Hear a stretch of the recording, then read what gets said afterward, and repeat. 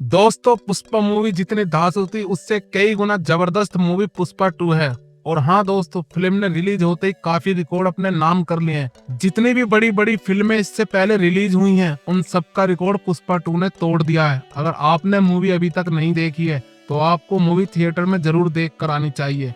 किसी वजह से आप मूवी नहीं देख पाए हैं तो आज के इस वीडियो में मैं आपको पुष्पा 2 की पूरी कहानी बताऊंगा। तो चलिए कहानी को शुरू करते हैं। फिल्म की शुरुआत चाइना से होती है, जहां एक जहाज के जरिए कुछ अनजान कंटेनर चाइना पहुंचते हैं।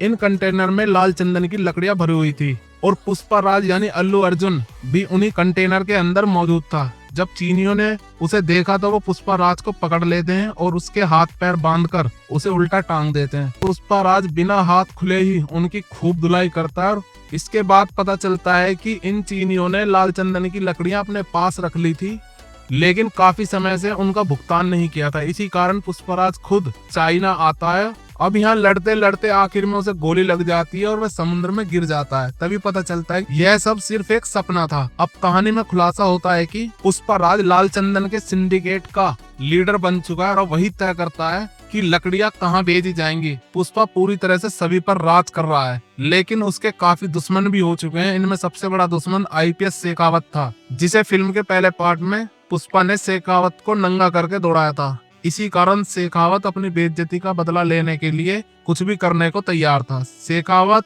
एक चाल चलता है। जब पुष्पा के आदमी जंगल में जाकर लाल चंदन की लकड़ियां काटने जाते हैं तो शेखावत मजदूर के रूप में उनके साथ शामिल हो जाता है और वहां पहुंचकर इन सभी को पकड़ने का प्लान बनाता है और आखिरकार सबको अरेस्ट कर लेता है। लाल चंदन की तस्करी में पुष्पा का कभी नाम नहीं आता क्योंकि पुलिस वालों को कोई ठोस सबूत नहीं मिलता था। लेकिन इस बार शेखावत सारे मजदूरों को बुरी तरह से पीटता है, मारता है और उन्हें जेल में डाल देता है। इसके बाद पुष्पा राज की एंट्री होती है। वह पुलिस स्टेशन पहुंचता है, लेकिन वहाँ शेखावत मौजूद नहीं था। कुछ पुलिस वाले और इंस्पेक्टर वहाँ होते हैं। पुष्पा सारे मजदूरों को छुड़ाने के लिए नहीं बल्कि सिर्फ सीनू को लेने आया था, क्योंकि उस दिन सीनू की शादी थी। जब पुष्पा सीनू को जेल से ले जाने लगता है तो वो देखता है कि सीनू के ऊपर चोटों के गहरे निशान हैं। फिर वो अपने बाकी मजदूरों को देखता है तो सभी के ऊपर खूब निशान होते हैं, क्योंकि इंस्पेक्टर ने उनके साथ मार पिटाई करी थी। इसके बाद पुष्पा राज को गुस्सा आ जाता है और वो पुलिस इंस्पेक्टर से कहता है कि जिन मजदूरों पर शेखावत ने हाथ उठाया इसका मतलब है कि तुमने पुष्पा पर हाथ उठाया, इसलिए मैं इन सभी को यहाँ से ले जा रहा हूँ।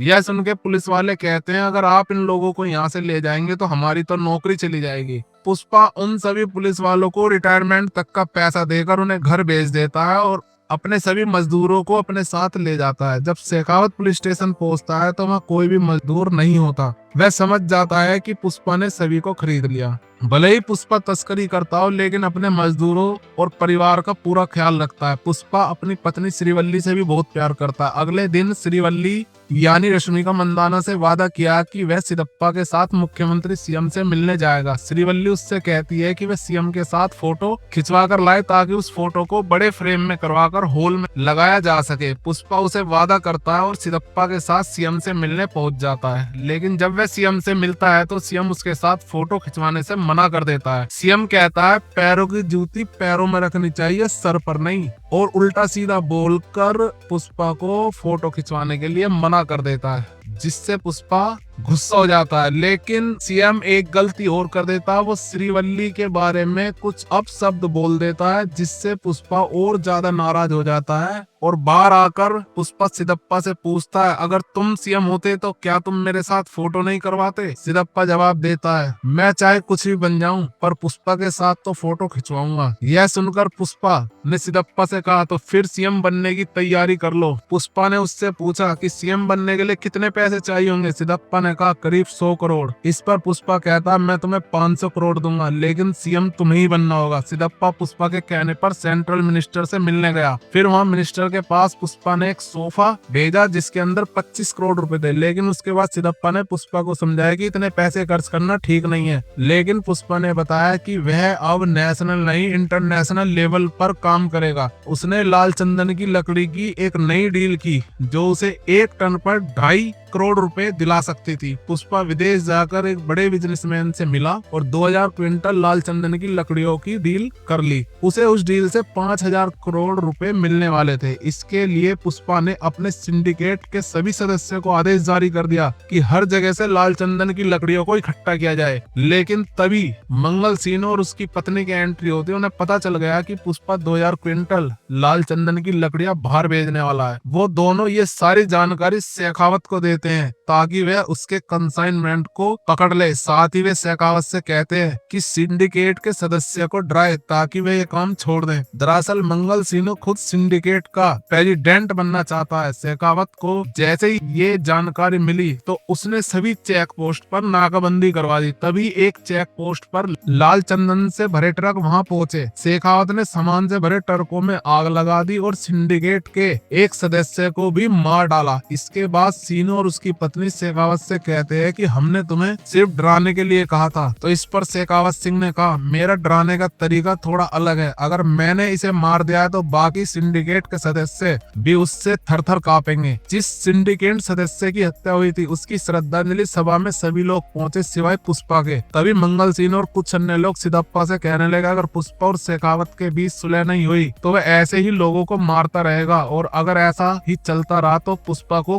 प्रेसिडेंट के पद से हटा देना होगा। लेकिन सिद्धप्पा ये होने नहीं देगा, इसलिए वह तुरंत शेखावत से मिलने गया और उसे रिश्वत देने की कोशिश की। सिद्धप्पा ने उसे करोड़ों रुपए ऑफर किए लेकिन शेखावत ने उस ऑफर को ठुकरा दिया। उसने कहा उस रात उसने मुझे नंगा दौड़ाया था तो मैं उसे किसी भी हालत में नहीं छोड़ने वाला। तभी सिद्धप्पा ने कहा अगर पुष्पा तुमसे माफी मांग ले और सबके सामने सॉरी कह दे तो क्या तुम उसे माफ कर दोगे? यह सुनकर शेखावत सिंह मान जाता है और कहता है कि पार्टी का इंतजाम करो जहां वे सबके सामने मुझसे माफी मांगे। पार्टी के दिन सभी लोग इकट्ठा हुए। हर कोई यह देखने के लिए व्याकुल था कि पुष्पा राज अब तक जो किसी के सामने नहीं झुका आज वो शेखावत से माफी मांगेगा। श्रीवल्ली ने पुष्पा को समझाया कि सिंडिकेट की भलाई के लिए उसे यह कदम उठाना होगा। शराब के नशे में धुत पुष्पा ने आखिरकार सबके सामने शेखावत से माफी मांग ली। यह देखकर शेखावत बहुत खुश हो गया। उसने माफी की बातचीत रिकॉर्ड कर ली और बार बार उसे सुनता। लेकिन जब पुष्पा घर वापस जा रहा था तो उसे भीतर से बहुत अजीब लगा। पार्टी में मौजूद सभी लोग चौंक गए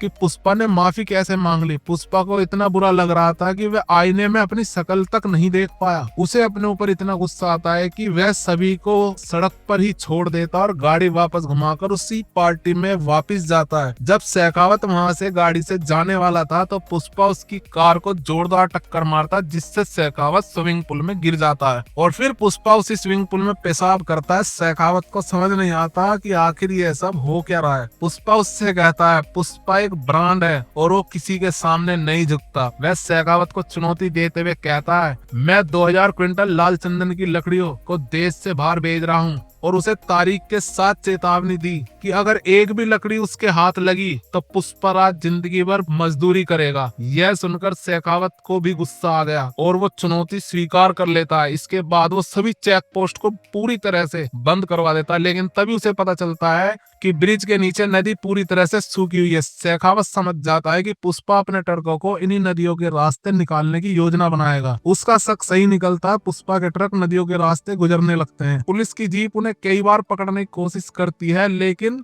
वो उन्हें पकड़ने में सफल नहीं हो पाते। शेखावत को कुछ बैलगाड़ी दिखाई देती है। वो उन्हें रास्ते में खड़ा कर देता है जिससे रास्ता बंद हो जाता है और वो बैलगाड़ी के ऊपर चढ़कर एक बड़ी शॉटगन से फायरिंग करता है। तभी कटलेट पुष्पा को फोन करके सारी जानकारी देता है। पुष्पा सबको कहता है तुम सब वहां से कूद जाओ और सभी ट्रक ड्राइवर को वहां से निकाल लो। मैं किसी की भी जान को खतरे में नहीं डालना चाहता। सब उसकी बातें मानते हैं और सभी वहां से भाग जाते हैं। शेखावत फायरिंग जारी रखता है और ट्रकों में मौजूद सभी लाल चंदन की लकड़ियों को जब्त कर लेता है। यह देखकर मंगल सिंह और उसकी पत्नी बहुत खुश होते हैं। फिर अगले सीन में शेखावत मीडिया के सामने घोषणा करता है कि यह सब लाल चंदन की लकड़ियां पुष्पा की हैं। लेकिन थोड़ी देर में पता चलता है कि वे लकड़ियां साधारण थी। यह जानकर शेखावत खुद को मूर्ख महसूस करता है। इसके बाद पुष्पा अपनी पत्नी और पूरी फैमिली के साथ काली माता के मंदिर दर्शन करने के लिए जाता। वहां श्रीवल्ली को अचानक चक्कर आते हैं और पता चलता है कि वह प्रेग्नेंट है। यह सुनकर पुष्पा काली माता का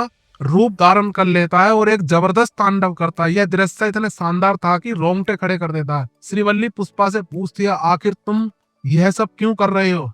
इस पर पुष्पा कहता है कि मेरी एक इच्छा है, मैं काली माता से लड़की मांग रहा हूँ। अगर लड़का हुआ तो उसे भी सरनेम देना पड़ेगा, लेकिन लड़की हुई तो वह दूसरे के घर जाकर नया सरनेम ले लेगी। इसी बीच कुछ गुंडे पुष्पा की भतीजी को छेड़ने लगते हैं। यह देखकर पुष्पा को बहुत गुस्सा आता है और उन सभी को बहुत मारता है। लेकिन तभी मुरली, पुष्पा का बड़ा भाई, वहां आ जाता है और पुष्पा से कहता है, अगर तुम यह सब कुछ कर भी लोगे तब भी तुम्हें हम अपने बाप का नाम नहीं देंगे। तुम्हें ऐसा लग रहा है तुम हमारे बराबर हो जाओगे, लेकिन ऐसा कभी नहीं हो सकता। तुम हमेशा अनाथ थे और हमेशा अनाथ ही रहोगे, तुम्हारा कोई नहीं हो सकता। यह बातें सुनकर श्रीवल्ली को बहुत गुस्सा आता है और वह मुरली पर जोर से चिल्लाती है। पुष्पा और उसकी फैमिली वहां से चले जाते हैं। इसके बाद मुरली उन गुंडों को गंजा करके और उनका मुंह काला करवा देता है। इसके बाद वो उन्हें गधे पर बैठाकर पूरे गांव में चक्कर लगवाता है।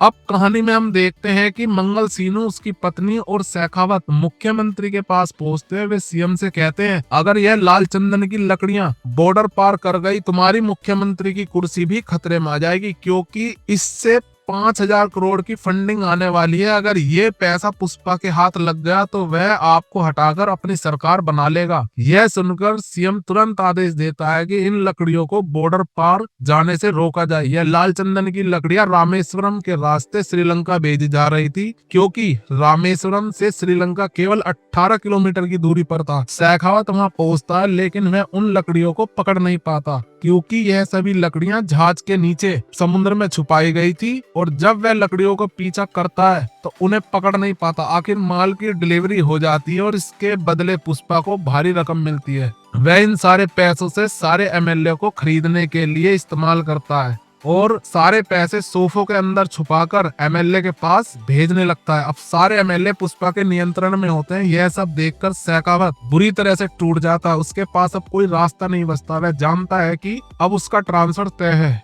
इस कारण गुस्से और हताशा में शेखावत नकली लाल चंदन की लकड़ियों में आग लगा देता है। उसने काफी शराब पी हुई होती है और वो वहीं रुक जाता। फिल्म में ऐसा दिखाया जाता है कि शेखावत की मौत हो गई है, लेकिन ये एक सस्पेंस रखा है फिल्म के अंदर। अब नए सीएम सिद्धप्पा बन चुके हैं। पुष्पा ने पूरे राज्य में अपनी पकड़ मजबूत कर ली थी, क्योंकि उसने सभी एमएलए को खरीद लिया था। जैसा उसने वादा किया था कि 24 जुलाई को सीएम उसके घर आएंगे, वही हुआ। सिद्धप्पा 24 जुलाई को पुष्पा के घर आया, खाना खाया, फोटो खिंचवाई और श्रीवल्ली से कहा कि उसकी वजह से वह सीएम बना है। पुष्पा ने यह दिन इसलिए चुना था क्योंकि इस दिन श्रीवल्ली का जन्मदिन था। हालांकि सिद्धप्पा सीएम बन चुका था, लेकिन पूरे राज्य पर पुष्पा का राज था। एक दिन पुष्पा की भाभी मुरली की पत्नी उसके घर आती है और बताती है कि कावेरी को कुछ लोगों ने किडनैप कर लिया है और बदले में 10 करोड़ की मांग की है और वो धमकी दे रहे हैं, अगर पैसे नहीं दिए तो वो उसको मार डालेंगे। यह सुनकर पुष्पा को गुस्सा आता है और वो सीधा न्यूज चैनल पर लाइव जाता है और किडनैपर्स को चेतावनी देता है कि अगर उसकी भतीजी को एक भी खरोच आई तो बकरे की तरह काट डालेगा। उसने उन्हें 1 घंटे का वक्त दिया। यह खबर सीएम सिद्धप्पा और सेंट्रल मिनिस्टर तक पहुंच गई। पुष्पा को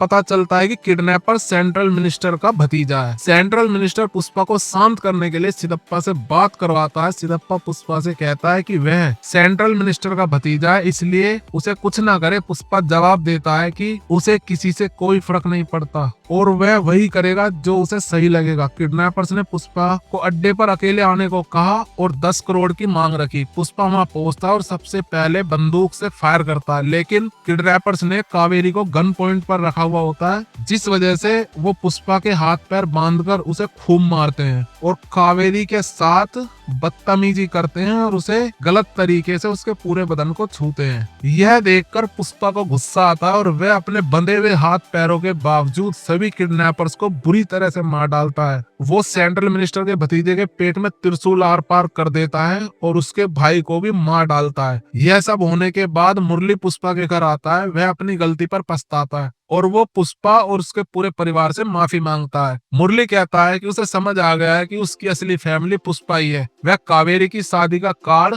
देता है और कहता है कि कावेरी ने कहा है कि अगर पुष्पा उसकी शादी में नहीं आएगा तो वह शादी नहीं करेगी। यहाँ कहानी के अंत में पुष्पा एक इमोशनल मोड में पहुंच जाता है। अब श्रीवल्ली उसे बताती है कि कावेरी की शादी के कार्ड पर उसका नाम लिखा गया है। पुष्पा की आंखों से आंसू झलक पड़ते हैं। यह देखकर वहाँ खड़े लोग भी हैरान रह जाते हैं, क्योंकि पुष्पा को पहले रोते हुए कभी किसी ने नहीं देखा था। इसके बाद पुष्पा अपने पूरे परिवार के साथ कावेरी की शादी में शामिल होता है परिवार के बीच की सभी गलतफहमियां खत्म हो जाती हैं और सब लोग आगे बढ़ने का फैसला करते हैं। दूसरी ओर सेंट्रल मिनिस्टर के घर में मातम छाया हुआ है। उसके भाई और भतीजे की मौत के बाद मिनिस्टर गुस्से में होता है। तभी एक आदमी एक पार्सल लेकर मिनिस्टर के घर आता है। जैसे ही वह मिनिस्टर के पास पहुंचता है, पहाड़ी से कोई शख्स ब्लास्ट कर देता है। अब यहाँ पर फिल्म में एक सस्पेंस बनाकर रखा है, क्योंकि पार्सल कावेरी की शादी में फटा है या फिर मिनिस्टर के घर। ये सस्पेंस पुष्पा 3 में खुलेगा। फिल्म यहीं पर खत्म हो जाती है, लेकिन वह शख्स कौन था और ब्लास्ट क्यों किया गया है, यह खुलासा नहीं होता। मित्रों, कहानी आपको अच्छी लगी हो तो वीडियो को लाइक और चैनल को सब्सक्राइब जरूर करें। Thanks for watching.